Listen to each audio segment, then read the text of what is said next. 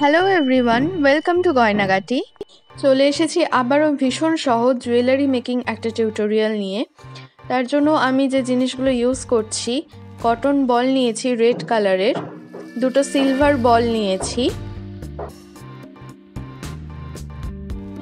এই পেন্ডেন্টটা নিয়েছি। পেন্ডেন্টটা কিন্তু আমার পার্সোনালভাবে ভীষণ ভালো লেগেছে, আপনাদের কেমন লাগলো কমেন্ট করে জানাবেন।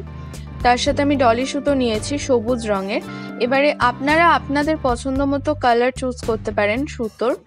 আমি এখানে সবুজ আর রেড কম্বিনেশন রাখছি। যাই হোক, প্রথমে আমি সুতোটাকে পুরোপুরিভাবে খুলে নিলাম। তারপরে দুটো প্রান্তকে এক জায়গায় করে করে যতক্ষণ না একটা হাড়ের মতো বা টাসেলের মতো শেপ আসছে বা সাইজে আসছে ততক্ষণ ফোল্ড করতে থাকলাম। এরপরে দেখুন, এই যে কোণাটা রয়েছে এই প্রান্তটাতে আমি প্রথমে সামান্য একটু আঠা অ্যাপ্লাই করে নিচ্ছি।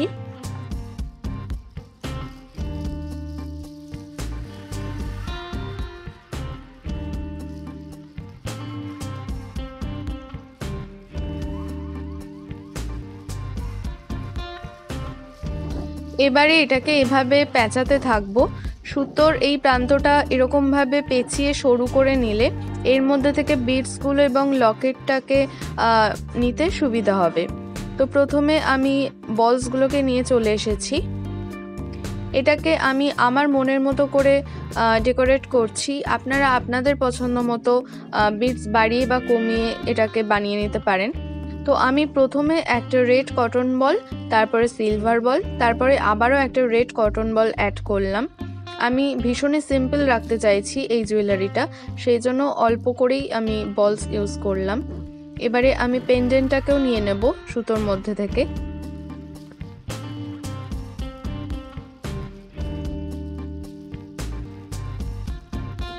বাই দ্য ওয়ে, আজকের এই জুয়েলারি মেকিং টিউটোরিয়ালের ভিডিওটা আপনাদের কেমন লাগছে সেটা কিন্তু আমাকে কমেন্ট করে অবশ্যই জানাবেন।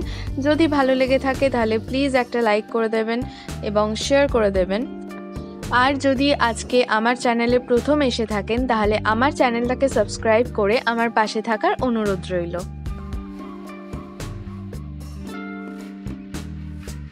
পেন্ডেন্টটা নিয়ে নেওয়ার পর আমি আবারও আগের বারের মতোই প্রথমে একটা রেড কটন বল নিলাম, তারপরে সিলভার বল নিলাম,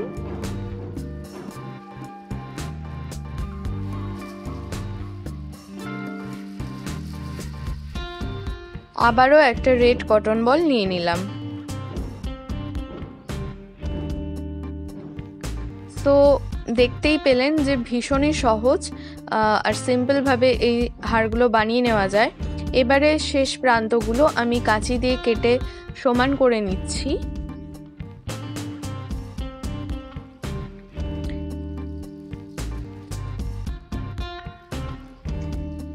এখানে আমি একটা করে গিট দিয়ে দিচ্ছি।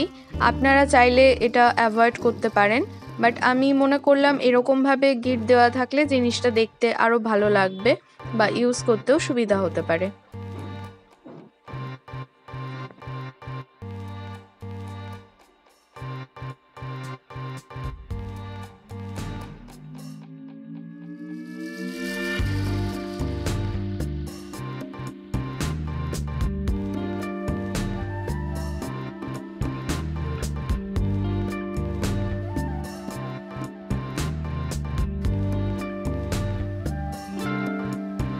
হারটা কিন্তু আমার একদম রেডি হয়ে গেল ইউজ করার জন্য। এবারে এর সাথে ম্যাচ করে আমি ইয়াররিং বানিয়ে নিচ্ছি।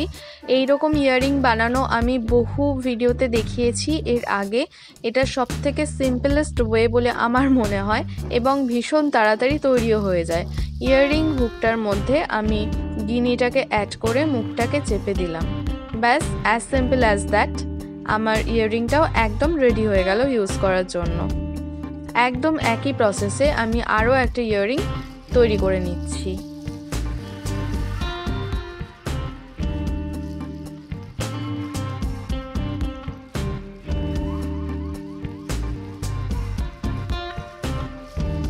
তো আমার দুটো ইয়াররিং তৈরি হয়ে গেল। সো ওভারঅল আমার হার আর কানে দুলের সেটটা একদম রেডি হয়ে গেল। এই ধরনের জুয়েলারিগুলো আপনারা যারা সিম্পল লুক ক্যারি করতে চান তাদের জন্য একদম পারফেক্ট।